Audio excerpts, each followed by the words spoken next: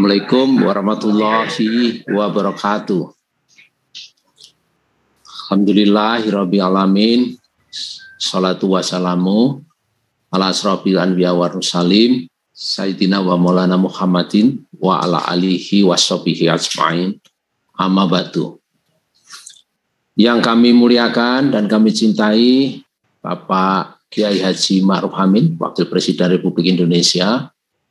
Dan yang kami hormati Bapak Peri Warjio, Gubernur Bank Indonesia, Bu Sri Mulyani Indrawati, Menteri Keuangan, dan Bapak Joni Girat Diplate, Menteri Komunikasi dan Informatika, Bapak Kiai Haji Miftahul Akhyar, Ketua Majelis Ulama Indonesia yang tadi diwakili oleh guru kami, Buya Kiai Haji Anwar Abbas, ya. Dan juga Bapak Kiai Haji Hasanuddin, Ketua Dewan Syarah Nasional MUI, ya, serta para tamu undangan, para anggota Dewan Pengawas Syariah, ya, yang berbahagia. Pertama-tama, puji syukur, marilah kita panjatkan hadirat Allah SWT, Tuhan Yang Maha Esa. Atas limpahan dan rahmatnya kita bisa bersama-sama pagi hari ini bertemu secara virtual dalam acara Ijtima Sanawi Dewan Pengawas Syariah 2021. Salawat dan salam, ya, semoga Allah SWT selalu melimpahkan kepada junjungan kita Nabi besar Muhammad SAW beserta segenap keluarga dan sahabatnya hingga akhir zaman. Insya Allah salawat kepada Rasulullah tersebut akan memudahkan kita semua mendapat syafaatnya di akhir hari kelak. Amin ya rabbal alamin. Sungguh merupakan kebahagiaan kami bisa bergabung kembali dalam acara Ijtima Sanawi. Ini adalah acara yang sudah kesekian kalinya saya hadir, ya, yang dihadiri para Dewan Pengawas Syariah dari Lembaga Keuangan Syariah, ya, Lembaga Bisnis Syariah, dan juga Lembaga Perekonomian Syariah. Ya. Semoga acara ini, ya, berjalan dengan baik dan memberikan manfaat pada kita semua. Bapak Wakil Presiden serta Bapak Ibu hadirin sekalian yang berbahagia, kami akan beberapa hal akan kami sampaikan. Rasanya tidak lengkap kalau kami tidak menyampaikan mengenai bagaimana konteks umat kita Indonesia ini, ya, dan bagaimana kehidupannya. Yang kedua, COVID. Kami akan juga menyinggung sedikit bagaimana COVID itu berdampak kepada kehidupan kita, sosial, ekonomi, dan kemasyarakatan kita. Yang ketiga, kami akan menyampaikan bagaimana kita kebijakan untuk menyangga agar umat kita tetap sehat, umat kita tetap bisa beraktivitas, bisnisnya tetap jalan, dan akhirnya kita harapkan segera bangkit. Yang keempat, kami juga akan menyampaikan beberapa statistik keuangan, ya, terutama keuangan syariah, dan kami nanti akan menyampaikan tantangan apa yang harus dihadapi, dan kita harus bagaimana. Yang pertama, penduduk kita ini cukup besar, di kita 272 juta orang, dan ini masyarakatnya 55,9% itu tinggal di daerah, di pedesaan, ya. Dan kita island country 17.000 pulau kita, ya. Mungkin kalau kita ini tinggal di kota besar, barangkali kalau kita melihat masyarakat kita di daerah, ini baru sadar bahwa banyak hal yang harus dilakukan untuk mengangkat kehidupan bangsa kita, umat kita menjadi kehidupan yang lebih layak, lebih baik, dan tentunya itu kita yakin dengan kehidupan yang lebih layak, lebih baik, kita akan bisa lebih mendekatkan diri kita kepada Allah SWT. Ini adalah prinsip yang tentunya kita semua sepakat, ya. Dan kita lihat bahwa ini semua kalau dalam konteks pembangunan ekonomi kita, ini memberikan kontribusi 60,51% terhadap pertumbuhan ekonomi kita. Yang itu kita kategorikan inilah masyarakat kita, masyarakat UMKM. Ya. Dan semua berusaha di UMKM itu bisa hampir 99%, ya, pelaku usaha kita di UMKM. Ya. Dan juga 64 juta pelaku berasal dari UMKM yang mempunyai penerapan tenaga kerja yang paling besar ya. Jadi ini adalah basic yang harus kita pahamin, bahwa ini adalah besar potensinya, bahwa ini akan menjadi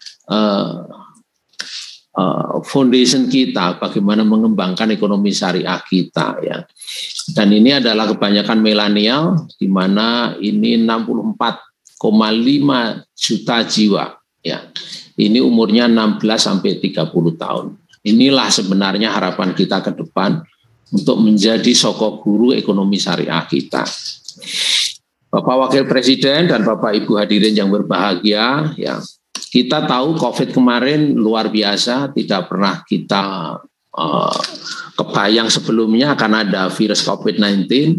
Nah, sehingga kita harus meyakini bahwa ini COVID ini harus ditangani dengan baik. Ya. Kasus COVID kemarin cukup tinggi di Indonesia di bulan Juli, ya, namun demikian sekarang sudah turun. Bahwa secara nasional sudah di bawah 500, meskipun kadang-kadang ada naik, ada turun. Bahkan kita ada varian baru yang muncul, ya, yang disebut Omikron, ini harus kita waspadai. Apa yang kita lakukan ke depan, ya, pembangunan ekonomi kita, pembangunan umat kita, itu tidak ada artinya kalau ini tidak kita tangani dengan baik. Kita sepakat ya, seluruh pemangku kepentingan adalah ini game changer-nya bagaimana ini COVID kita tangani untuk kedepannya.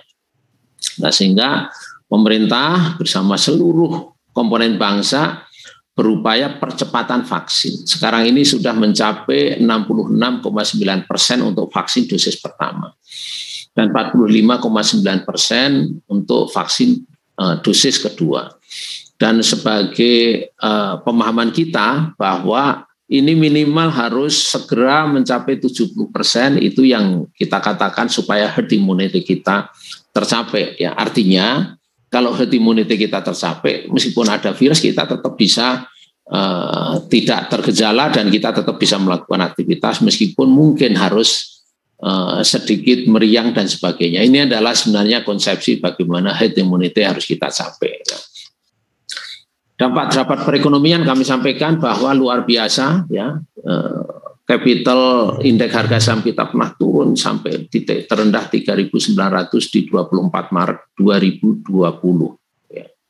Ya, ini luar biasa dan kita yakin itu sementara ya, sehingga kita para peminjam di bank ya, financing kita ya terutama terganggu karena pengusaha tidak bisa menjalankan aktivitas sebagaimana mestinya ya.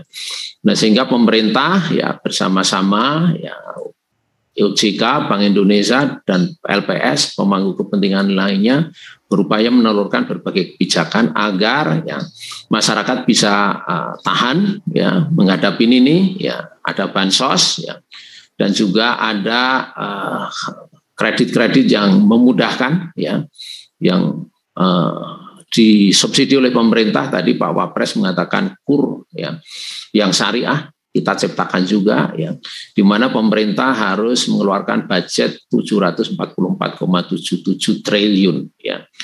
Ya, dibandingkan tahun 2020 ya, ini 2021 ya, 2020 695,2 triliun, di mana budget defisitnya di 2020 kemarin adalah 6,3 ya, di 2021 ini adalah 5,7 yang biasanya tidak boleh lebih dari 3%. Dengan Perpu kita lakukan dan akhirnya kita bisa, sebagaimana yang kita hadapin ini, kita bisa bertahan. Di OJK sementara kita restructuring semua pembiayaan agar bisa bertahan, jangan dikategorikan macet dulu, kita tahan dulu sampai nanti betul-betul kita yakin ini bisa balik, pulih kembali. Dan ini kita berhasil di 2020, memang ekonomi kita turun, terkonstruksi minus 2,07, tidak ada masalah ya.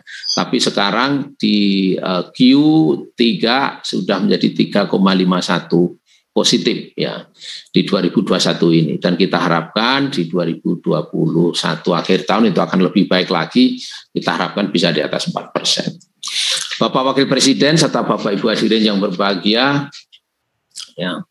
Bagaimana kondisinya sektor keuangan kita ya dapat kami sampaikan stabil ya.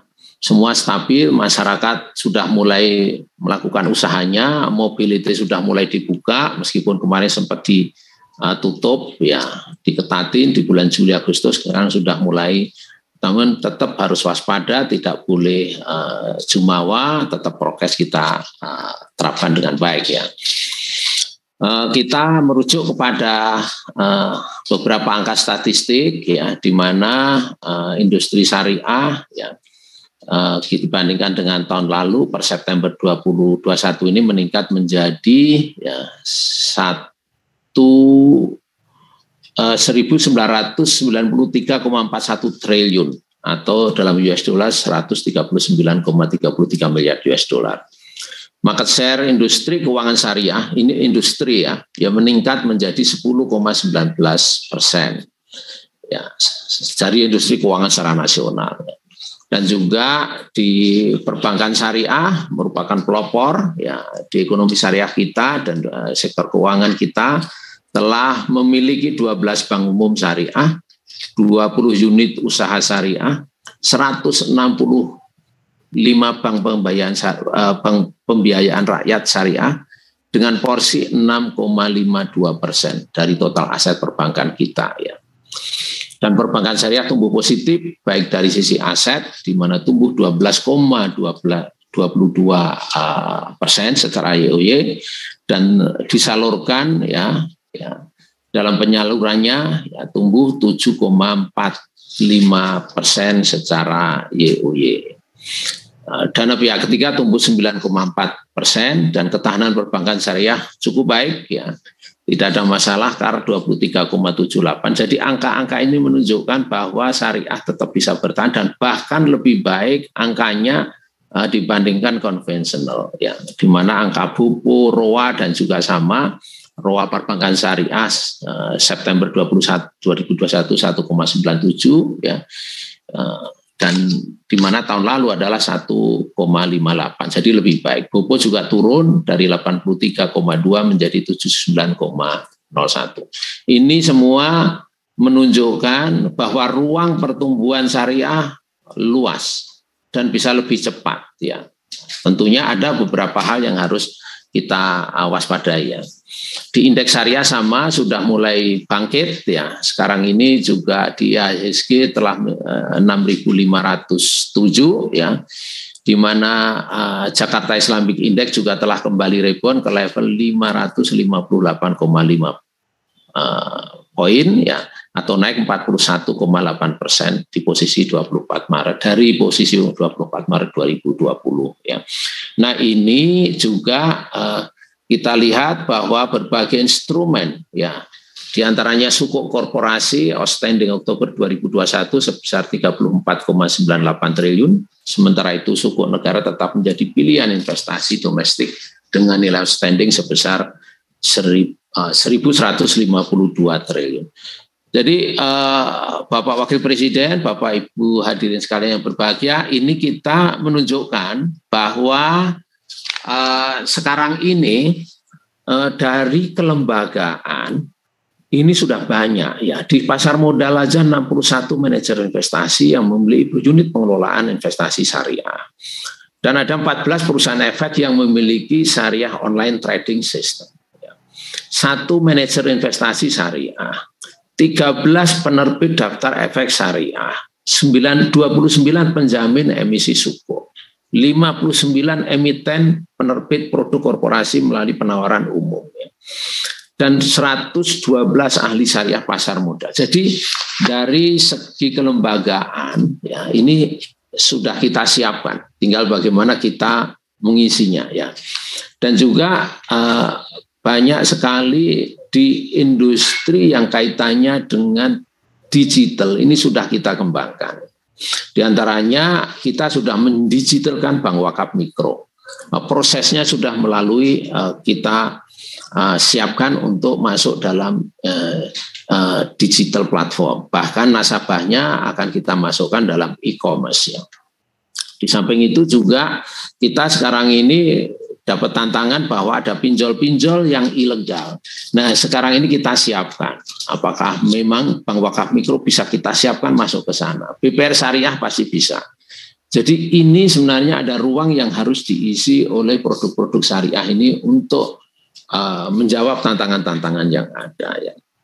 Dan juga kita di IKNB Syariah dikhususkan untuk mendukung peningkatan peran dana sosial Islam adalah diantaranya melalui berbagai lembaga keuangan mikro, termasuk Bank Wakaf Mikro, di mana Bank Wakaf Mikro ini sudah ada 61 ya di seluruh Indonesia dan akan terus berkembang. Dan nasabahnya ini akan terus berkembang dan saya rasa ruangnya cukup besar. Nah, ini adalah hal-hal yang kita siapkan agar ini diisi ya untuk meningkatkan porsi ya keuangan syariah.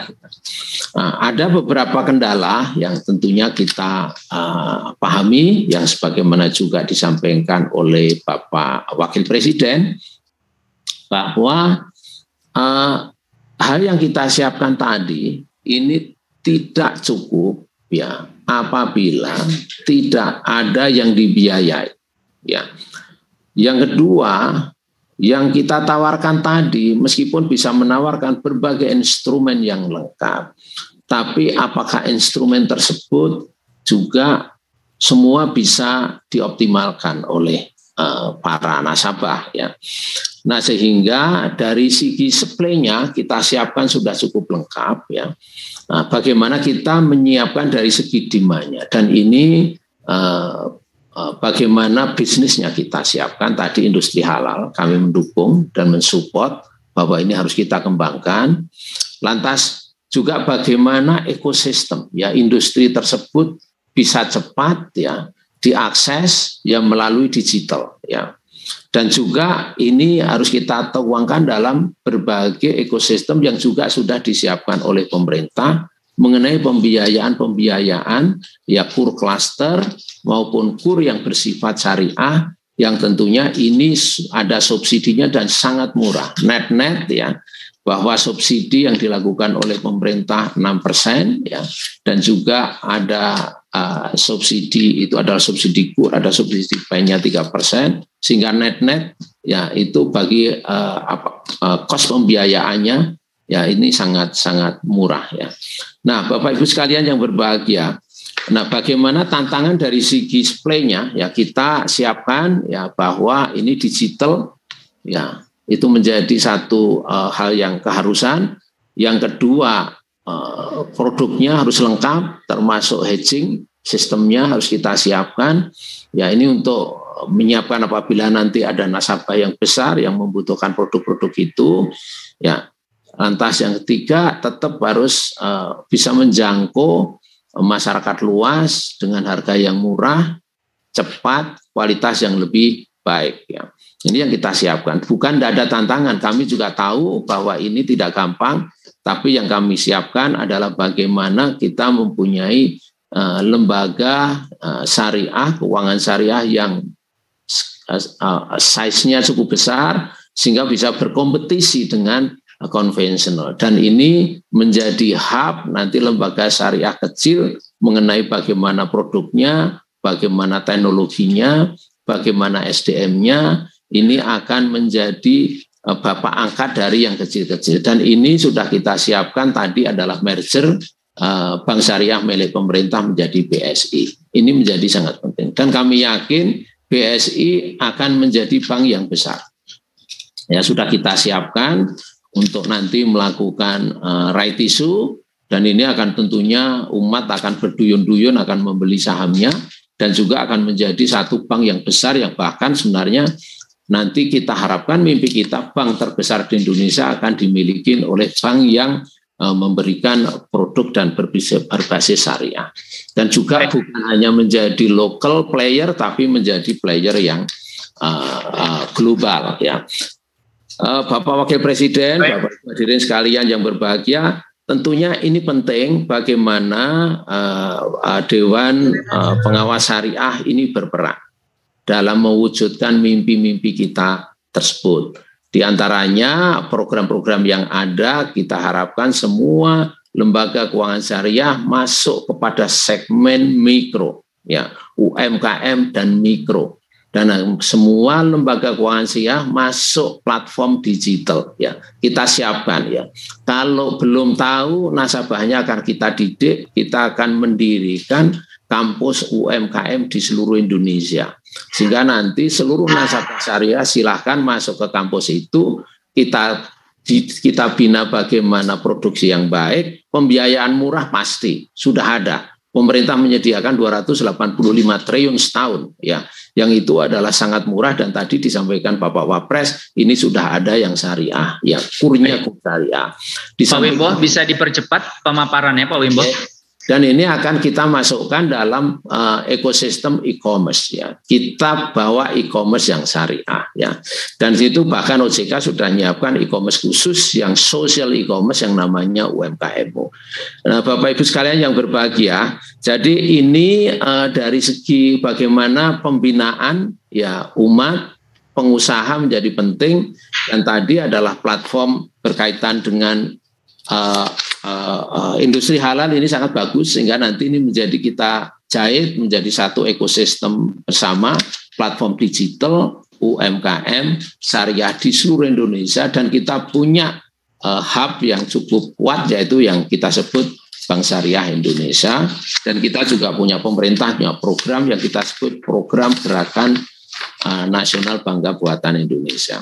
Nah, sehingga kami harapkan Dewan Syariah ini bisa memahami ini, dan bagaimana kita harus membalance antara bagaimana syariah menjadi main player di industri keuangan dan memberikan dukungan terhadap perkembangan ekonomi, dan membalance antara akidah ya kepada Allah, dan juga bagaimana kita hablum minanas, ini adalah suatu hal yang harus kita lakukan sehingga dua-duanya bisa kita capai, bagaimana hablumillah dan hablum minanasnya bisa kita combine, dan akhirnya kita harapkan keuangan syariah, ekonomi syariah menjadi sokok guru ekonomi Indonesia.